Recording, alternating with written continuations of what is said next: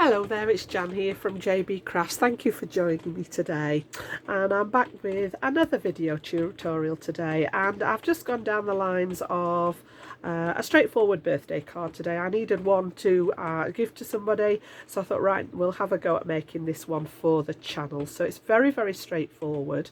A bit of matting and layering, lovely cluster of embellishments, and I'll show you how I've actually made these using some of my inks. And I'm going to go down the route of the something old, something new, because I mentioned in a previous video that I'd had some new products for Christmas, and one of them was some more of the mica stains. If any of you watched my Halloween videos, I actually bought some of these second hand off a person on social media and fell in love with them instantly. So for Christmas I actually popped some of these on my wish list for Santa, along with some of the Distress spritzers, and I was very lucky enough to get some of these from my youngest daughter as a Christmas gift. So that's going to be my something new, and we're actually just going to use one of them today, and this one's called Unraveled, and it's a very sort of pale gold colour, so it fit in nicely with the theme that we've got today. And I'll talk a little bit about get your teeth in, Jan. Talk a little bit more about that when we come to use it on the panel. And all I've done is just added a little bit of extra detail to my pattern paper that I've used in the background there. Now it's the music theme is a friend that loves music, so that's where the paper came from. I had a look through the stash, and then I've just gone in with a nice colour palette, complementary colours there to go with it, with that background being pretty neutral. The older things are the background dies here. This one's reasonably new. I'm not sure if this wasn't a Stampin' Up, maybe. This one I've had a very long time, the frame die. I'm not even sure where that came from. I'm not sure whether it's an old... It has a little look of polka doodles, but I wouldn't swear to that. This one's been in my stash a long time, so that's going to be something old, the background frame.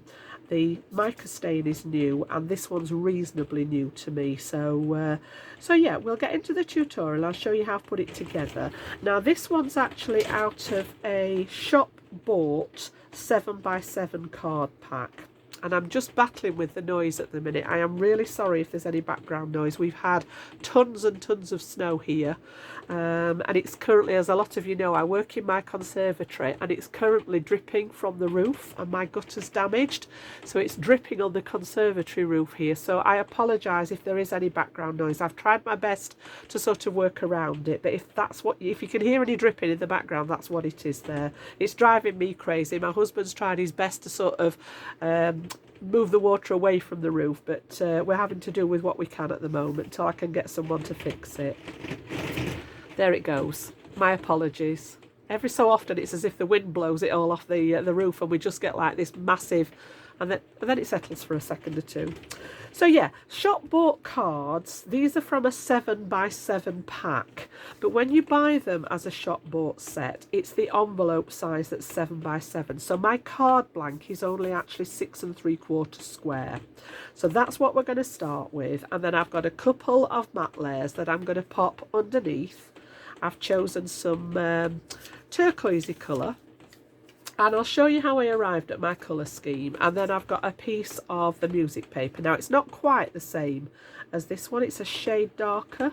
They were from a pack that I've had in my stash for a while, and there's just one of each pattern, so it is slightly different, but I thought it will work just the same. It's that neutral shade in the background. So as far as colours were concerned, I actually grabbed my Distress Oxide colours, because I wanted to work with the oxides to colour the details for the die cuts here.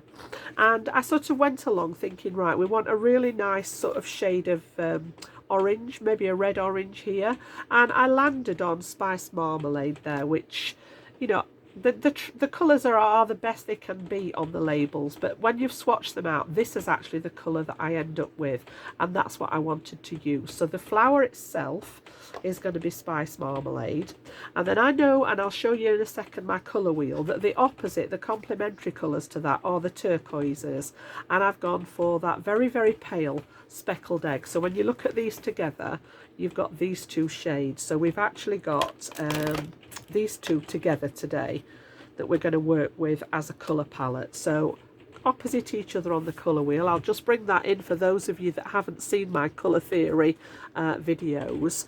If you just have a look on here, shades that are opposite each other on the colour wheel are what we call complementary colours, so you know for certain that they are going to work together. So if I come back over to the pure colour orange, it is more of a blue shade here, and then as you start to tip into the red orange, it comes more into that teal, and then the orange red to the turquoisey shades, the blue green. So I think mine fit probably more in this pattern, but as far as I was concerned, they were complementary colours. So that's my colour palette for today. So I'm going to pop those over to one side. We will pop the card over to one side. I haven't done the insert yet. I'm going to pop the insert in with you. I'm going to do that on camera. So we'll pop that over to one side, and I'm going to get these layers stuck down straight away.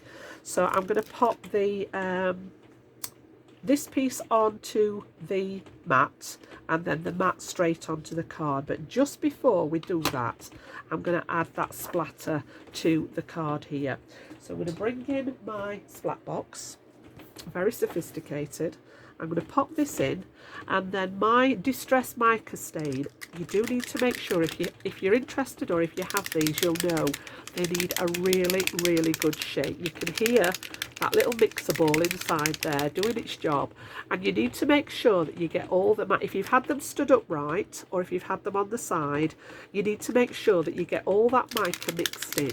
The last thing you want to do is start to spray and draw the mica up the little nozzle, because it will block.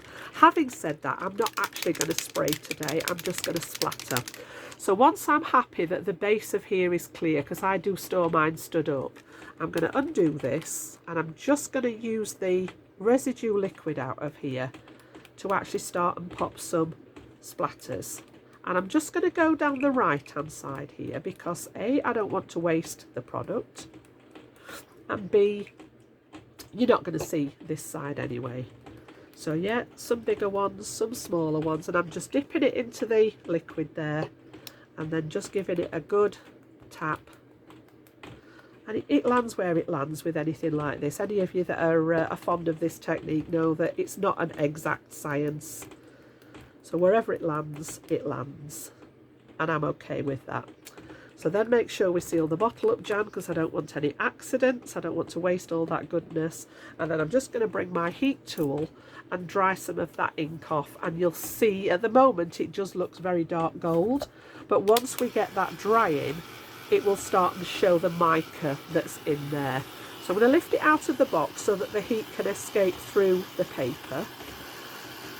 We tend to get a little bit less warping when you let that heat escape, rather than doing it on a flat surface.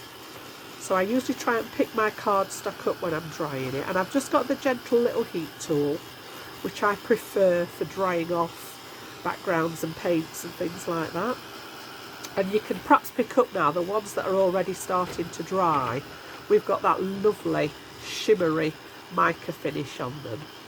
So if you're really, really impatient, you can sort of dab some of this excess off, but it doesn't take long to just dry them off. I'm just focusing that heat tool. You can see my paper's not, even though this is only a paper, it's not really warping that badly, just because I've actually picked it up out of the box and I'm not leaving it on a flat surface.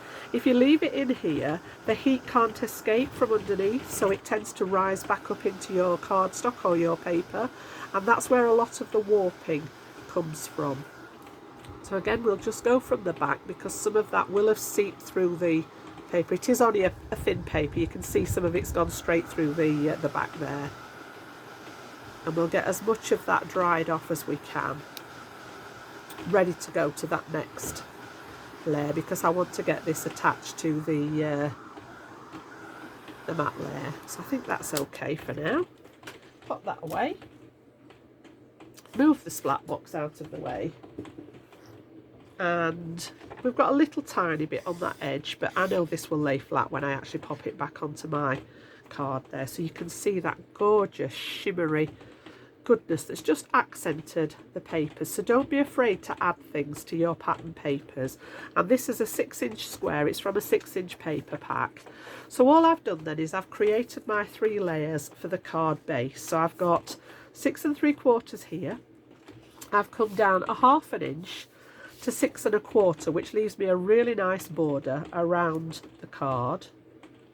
And then I've just come down a 1/4 inch. This was already 6 inches square, so that we've got that slightly narrower border. You know that I like those offset borders. I don't particularly like them when they're all regimental. And that's a contradiction in terms when you know how badly I suffer with OCD. But I do like this staggered border going on here.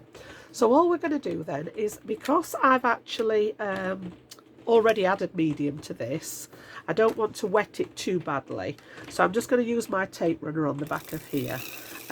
You know that normally I use my all-purpose glue, and I am going to revert back to that for the matte layer. My matte layer is a piece of Centura Pearl, which is slightly, it's a coated cardstock, and the all-purpose glue doesn't play particularly nicely with shiny surfaces. So I'm just going to stick with the tape runner there, and then we're going to center this in the middle of here. And I did go around the edge of my paper with a little bit of Distress ink, favourite one in Vintage Photo, just to seal the edges off there so that we've not got that white edge showing. Give that a good stick down. I'm trying to avoid some of those larger spots of the ink at the minute, although I think they are pretty much dry. And then I am going to bring in my all-purpose glue here, and we'll get this one put onto the card blank. So I just need to remove that little tiny skin that comes over the top there, and then we'll put this one cardstock to cardstock, so the perfect glue, if you like the wet adhesive like I do, and then we'll get that one in place on the card blank. So I'm going to have it open in a normal fashion, like what I call a book fold, and then just get that one in the middle there, centered, and give that a nice press down.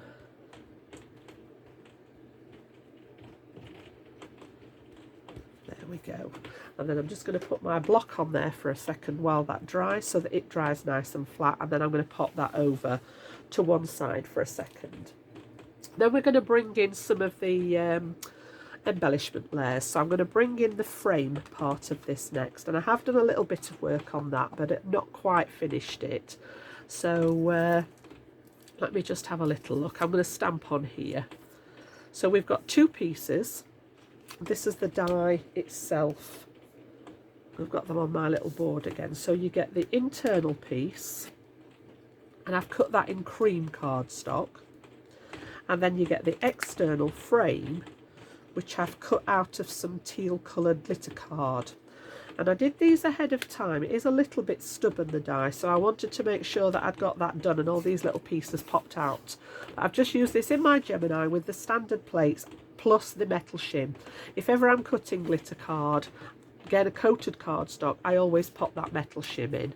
So I'll come back to the rest of the dies on there in a second. And what I want to do is mat this one straight onto that card here. Okay, but before I do that, I'm going to stamp a sentiment onto that cream layer. So I'm going to bring in my stamp press, and I've just chosen a nice happy birthday set, and this is, you know, can be from any of your sets. Mine was actually from an old Crafter's Companion set. It's got really nice size sentiments in here, and it was the Parisian collection. It was one of the Sarah signature collections, and again, as I say, really nice size. So you've got to a dear friend, with love, thinking of you, happy birthday, and then there's a with sympathy in there and a just for you. Really, really nice. I love the mixture of the plain capitalised font and the script font, and that's the one that I've chosen. We're going to put that happy birthday wishes in the top of here. So again, you know the ethos of the channel is have a good rummage through what you've already got in your stash, see what fits the bill, and that's exactly what I did. I have all my sentiments at the side of me, and I've just had a rummage through until I found one that fit the description. Now it is still lined up from when I did the stamping on the sample, so I'm happy with the positioning. I'm going to move this a little bit lower down, and because I hadn't got any black on the design, I've actually brought in a brown ink. So this is a Spectrum Noir, just happens to be an alcohol proof ink. It doesn't matter as long as it was the right colour. So this one's Pebble, if you have this in your stash, and I'm going to ink up that sentiment. And I'm going to do this a couple of times to get a nice deep impression with the brown. And then again, pop that down and just apply a little bit of pressure. My apologies there. I thought I'd turned my phone onto silent, and I will just do that now. It's been playing up a lot today. It won't let me in. So apologies for the tune in the background there. And then I'm just going to re-stamp this one. I always say once is good, but twice is better. Just to make sure that it's all made contact with the design, and also to get that depth of colour. So I didn't want the really stark black, but I do want a nice dark browning colour. Okay, so the little pressure tool just to apply even pressure, and you can see there we've got that lovely stamped image there. So I'm just going to give that one a wipe with the cloth. That's about all it gets for now. Pop that one back over there. And this is our piece that we need to move on with now. I'll come back to the stamping platform shortly for the insert. And then what I want to do with this one is mount this on top of the glitter card. Now I have been round the edge of it again with my vintage photo, and that was simply just an application with my sponge applicator all the way around the edge, just to give it that little bit of a vintage look. And because I'm going on to the glitter card, I'm actually going to bring my acrylic glue in this time. Like I said, the all-purpose glue doesn't like coated surfaces, so anything shiny, glitzy, things like that, it can mark it. So I tend to revert back to my acrylic glue here. So this one's a water-based PVA, and I get asked about this all the time because I refer to it as an acrylic glue. I use different types. Some of it is Tacky Glue by Kalal, which is the same company that make the all-purpose. Some of it is Creative Expressions acrylic glue, and some of it is Craft Tacky Glue. It depends where I'm shopping, and it depends what's on offer, to be honest. So yeah, I don't always stick to the same one, but I'd use the ones that I actually like and I know that do the job. So all I'm going to do then is centre this as well as I can get. It's meant to be all higgledy-piggledy and wobbly, but the lines do actually echo where it's die cut. It's a lovely little frame die set. And again, I've been sorting through one or two of my things and thought, do you know what? I haven't used this for absolutely ages. I used to work with Nikki Hall at Polka Doodles a very long time ago. I used to be part of her design team years and years ago, before I got involved with Crafter's Companion, and it strikes me as their kind of design, but I wouldn't swear to the fact that it's one of theirs, but it's got that lovely whimsical sort of feel to it. So maybe not. So I'll give that a good press down. And then the other thing I wanted to do was add some twine to this. So I'm just going to bring in some quick cream coloured twine. There it goes again on the roof. And we're going to pop this round under that section here. So about a quarter of the way up here.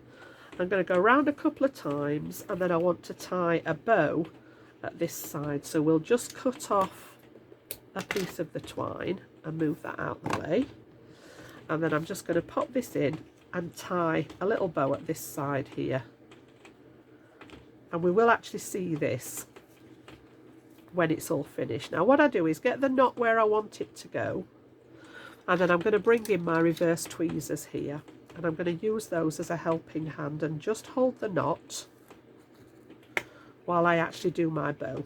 So we're going to go loop on one side, pop that into place, and then I can release the tweezers and I can tweak my bow now into, I just want a little one because we're going to put a lovely floral cluster on this left hand corner. So again, once you've got the right size that you want, just give it a tweak, have a play around with it, and then I'm going to snip the excess off that side there. So that's my piece ready to go onto the card there. Step away from the bow jam. There we go. That one's a little bit long. And this is going to go, this should be plenty dry enough now to work on, so we can move the block. And this is going to go here on this side like so. Okay, so again, I'm going to go back to that all-purpose, because I'm working on the back of here now. It is just a plain cardstock, and we'll add some of that to the reverse of the panel there. And the twine's not creating enough of a problem to cause it not to stick. And again, give that a good press into place. Let that glue do its job. And this one's ready for us to decorate now. So again, I'm just going to pop the block on there for a second, like so, and pop that to one side, and I'm going to bring in the embellishments to show you. So bringing that set back in, I've got several embellishments. So the first thing I did was use one of my little postage outlines to just cut a piece of scrap. And again, I'm not sure where this is from, but I've had this a while. Just a little booklet with all the little piece of music papers in, and I've just chosen one of those and cut a section out of here. And then again, I've been around the edge of it with my sponge applicator with the vintage photo, just to sort of vintage it up a little bit. So that's going to be one of the embellishments. And then the next thing was to create the flowers. So again, as I say, these ones, I'm not sure if they're not an old Stampin' Up set. I used to, one of my friends used to work with Stampin' Up, and I had quite a bit of stuff from her at the time.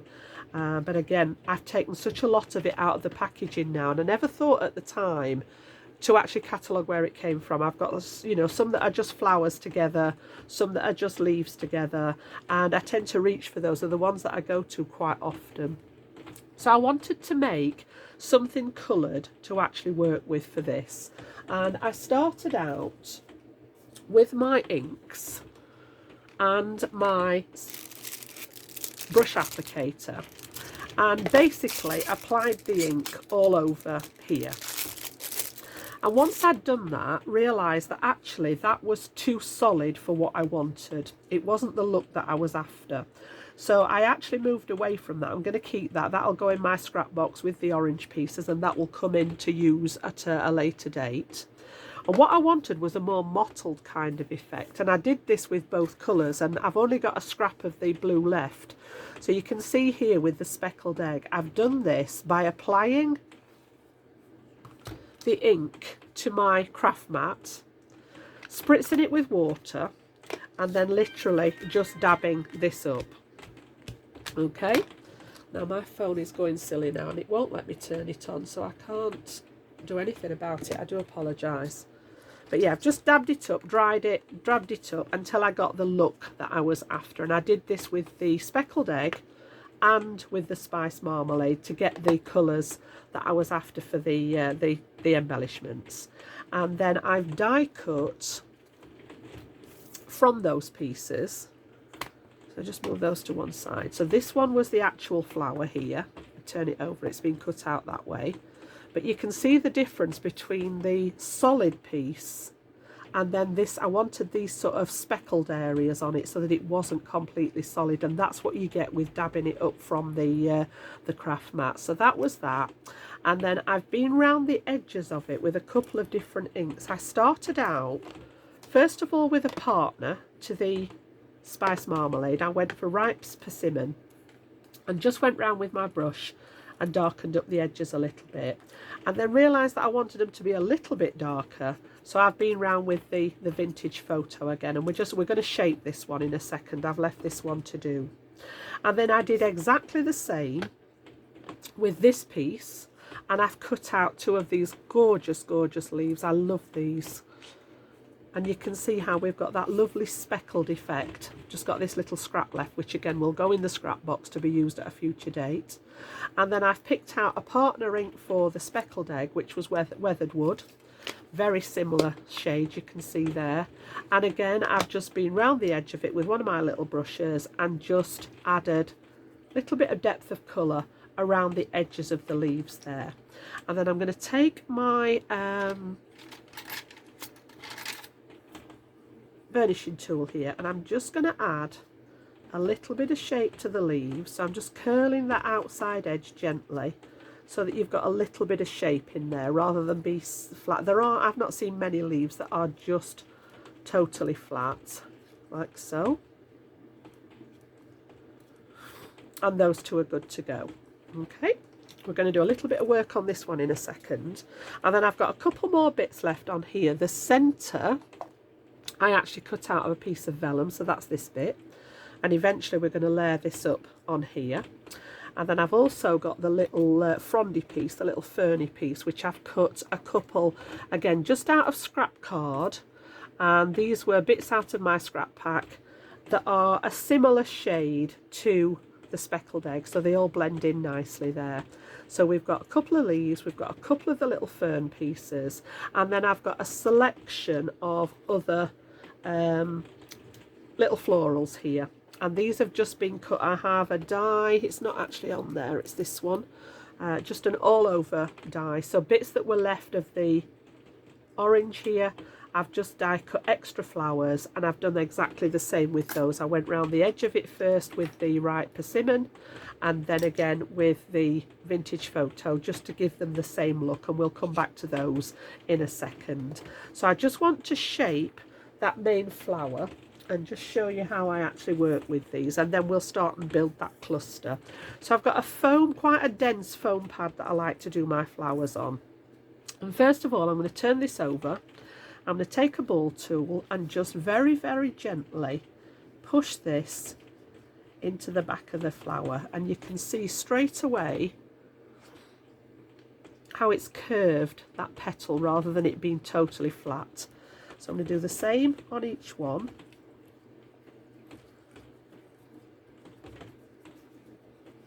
And just give it some shape. You can see now how it's sort of curled up on the mat there. It's not flat any longer. I'm going to use the smaller end to add even more shaping just on the edges of the petals there, right on that bottom edge, because that's the bit that I want to be curved more than any of it. And then I'm going to flip it over, and I'm going to use that big one again to go round the centre, and then again swap to the smaller one. So it's just sort of encouraging the fibres in that cardstock to shape rather than be flat. And you can see now that you've got that lovely shaping going on. If I hold it on its side, you can see, you know, that it is much more flower shape than just that flat area. And then the vellum, she says, there it is, it's so hard to see. I'm just going to be very, very gentle with this, and I'm just going to do this on that front section here. Very gentle in the centre there. And then we're going to stick these together with a little bit of embellishment glue in the middle here. So I'm just going to put some of that acrylic glue in the bottom, and then offset this one so that those petals land in between the others, and then bring in that ball tool again and just press that glue. Hold it for a second until the glue takes hold, and it is quite a quick grab, these ones that I use, so you don't have to wait too long. And then I'm going to add another dab of glue in there, and then I've just got a pearl that I coloured with one of my markers because I hadn't got the right colour. I actually use cream ones on here, and I thought I'd try it. If you don't have the right colour, just use one of your alcohol markers, and I just chose a coral blend here, and I've just coloured one of the pearl ones to see what it looked like, and it does actually look quite good. So we'll just see if we can drop that in the, might need to just flatten it a little bit in the centre there so that we can drop this one. Oh, come on, it's a bit big for my pickup tool there. Do it with my fingers and drop that in the middle there, and give that a nice press into the centre. and let that dry for a second. Okay, so that's my main flower. So we pop that to one side. I did the same with the little flowers. So you can see these. I've got a couple of different sizes going on from that die. And then we're going to start and build some of this up on the card here. So we'll bring this back. They should have done their job nicely by now. And I want to build on this right hand corner here. Okay, so you can sit on there nicely. I can tuck these down when I get the flower in place. It's tipping up at the minute, but I will tuck it down when I've got the flowers in place.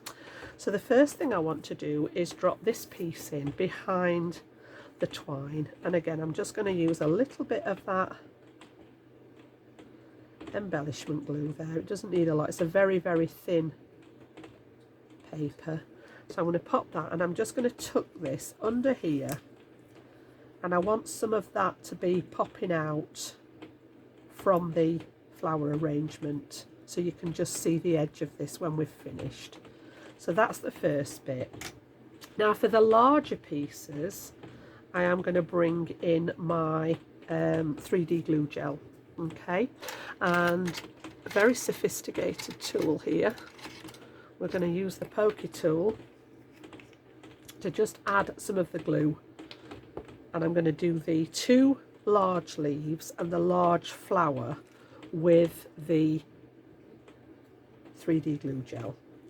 So this one's going to go in the corner here. So the first thing that I'm going to do then is add some glue under here. And I am lazy with this. I know a lot of people like the syringes, but mine is just a case of popping a bit where I want it. And then I'm just going to position these.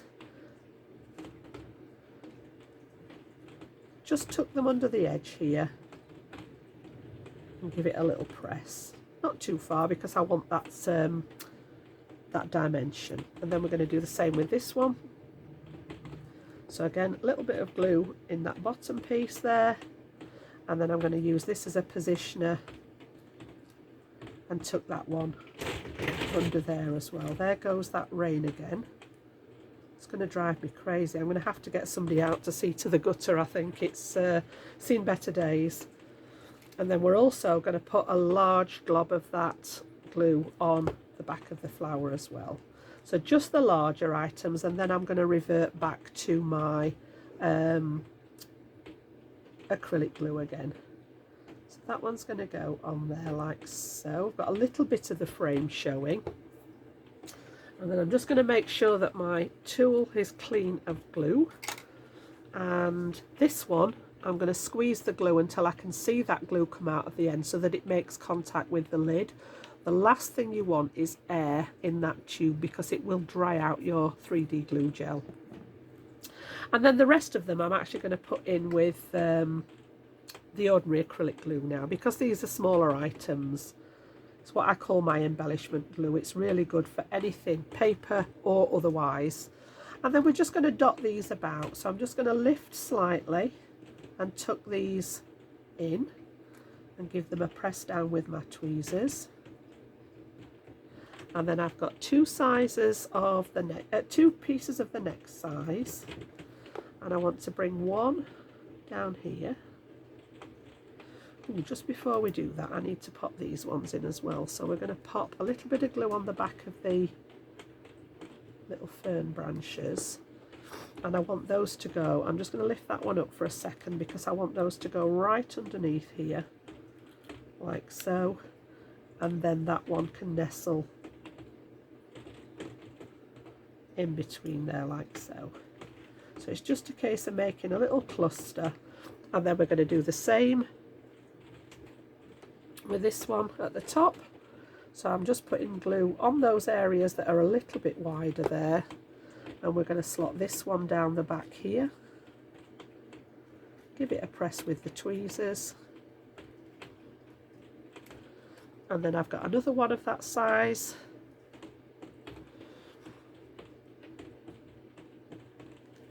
Bring that one a little bit further up here.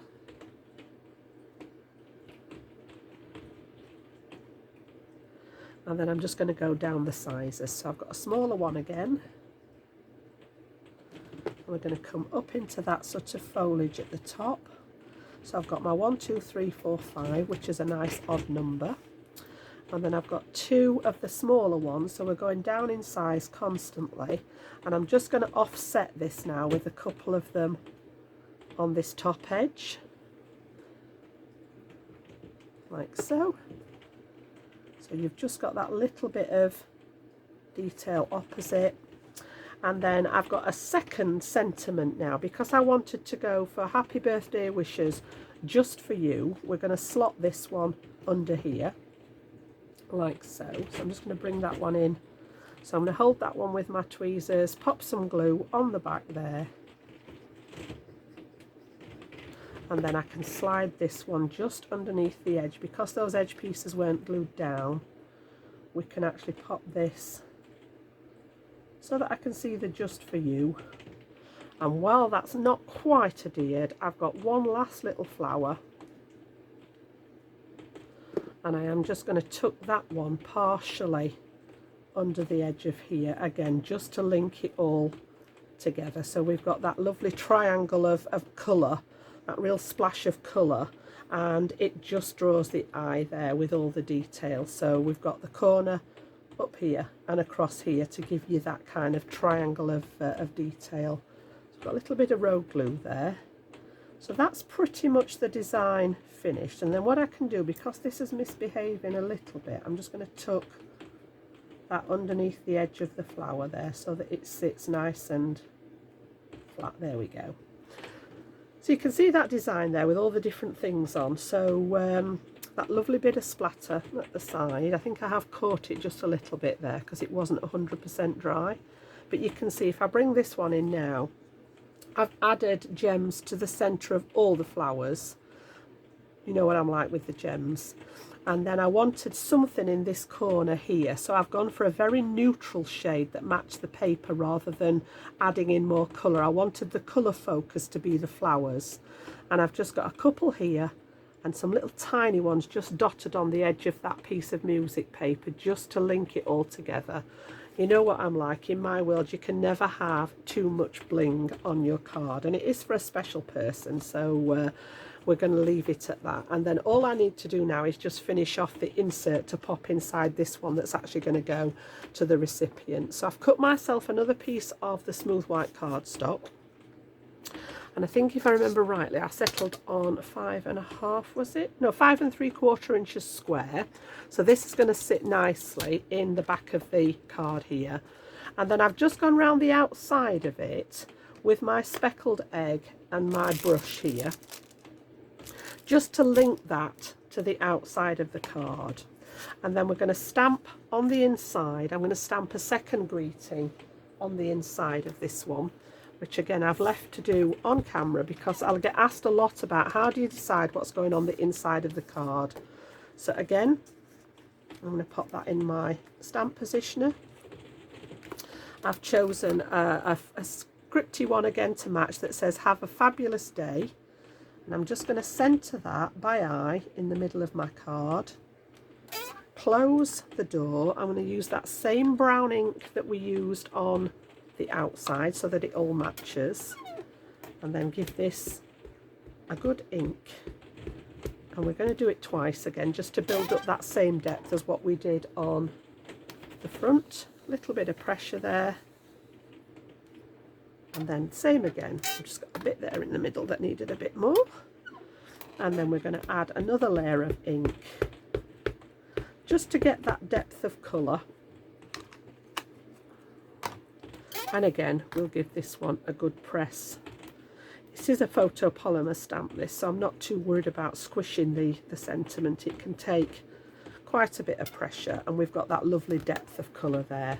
And again, quick wipe over with my cloth is about all my stamps get, unless I've used a permanent ink, and at that point I will sometimes use a proper stamp cleaner. And then again, I like to add little bits of embellishment to link the fronts to the backs. So what I did is I've got one particular set of stamps that I go to every time, and this is from an old subscription box from Crafter's Companion, and I love all these little tiny embellishments that are in here. I use them quite often, whether it just be popping a little heart here and there. You've got the little swirly bits, you've got all the different flowers. So what I'm going to do, just to sort of again link it to the front, is I'm going to take out the one that's got the 3 little flowers on. I've got a very, very tiny stamping block, and I'm going to bring in a little bit of that spice marmalade. Okay, so we're just going to ink this up, and I am going to test this and make sure it's not too dark on that first stamp. I think that'll be good because it's the oxide. They're not too deep in colour. And then all I'm going to do is pop some in that corner, and I'm going to turn it round and pop some up there. And I think that is about all I'm going to do. Let me just have a look at the rest of the stamp set to whether, actually I'm fibbing, I think we will add some of the speckled egg as well, again just to link it together. So we'll put that one to one side, pop those back on the carrier sheet, and then I quite like that lovely little swirl. It's very, very delicate. And again, just pop it on the block, bring in that speckled egg ink. Yeah, that's enough. And I'm just going to go with 1 and 1. Again, just to link it with the front of the card. That's all I'm going to do. I don't want to overdo it because I want to leave space to write a message to the recipient, to my friend here. So I don't want to cover up too much of the detail, but it's just enough to add that little hint of what's going on inside. And I'll show you the outside again to pick up those same colour flowers and the same colour leaves. And then the last thing we're going to do, and I'm going to pop this in the one that I finished off with the extra pearls, because this is going to be for my friend, and I'm going to use that all-purpose glue again on the back of here.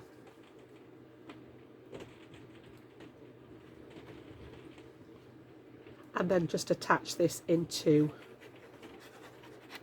the back of the card there. So I can just centre this now in the back. Make sure that we've got a nice even border to the best I can inside there. Apply a little bit of pressure.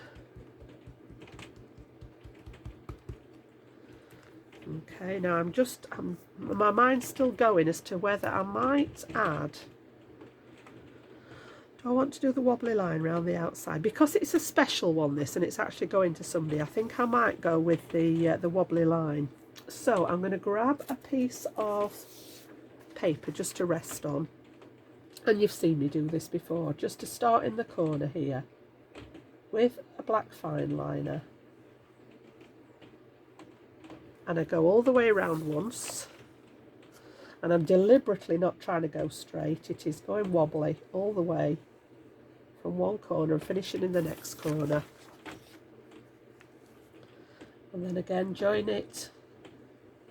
You can do it in one line, it does seem to be better than trying to stop and start, but just go for it, don't be afraid, it's supposed to be wobbly, like so.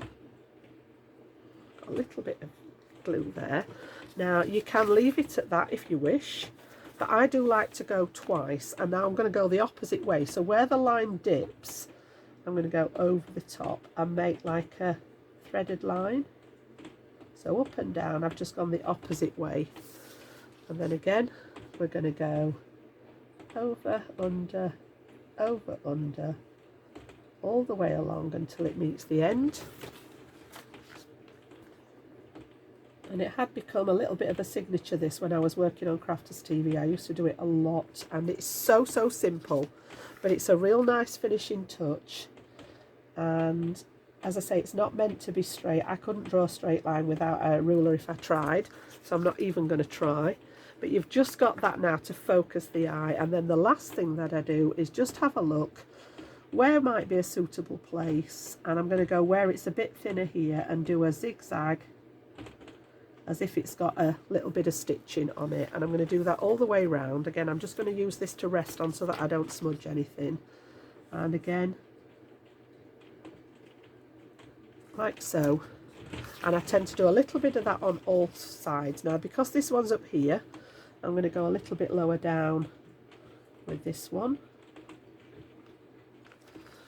and then this one's sort of just off centered a little bit, so I'm going to come to this side,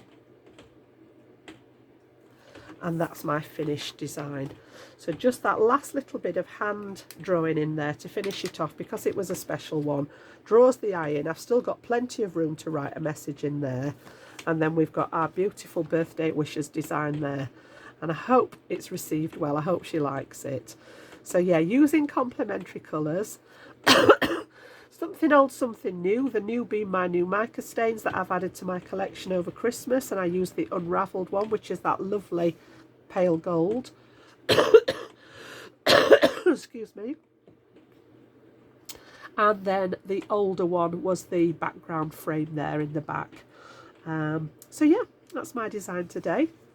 I hope you've enjoyed the tutorial, and I hope you might craft along with me if it's something that's taken your fancy. If you've enjoyed the tutorial, please give it a thumbs up. It does help tremendously with the channel.